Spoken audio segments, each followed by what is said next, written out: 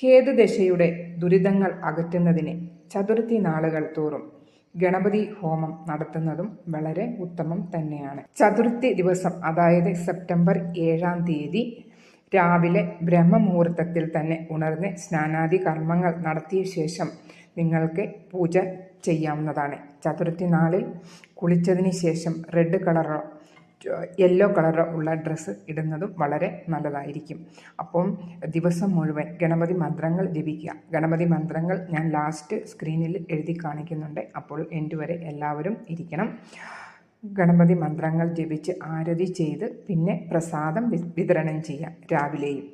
രാവിലെ അങ്ങനെ ചെയ്തതിന് ശേഷം വൈകുന്നേരം വീണ്ടും ഗണപതിയുടെ ആരതി നടത്തി നിവേദ്യം സമർപ്പിക്കുക.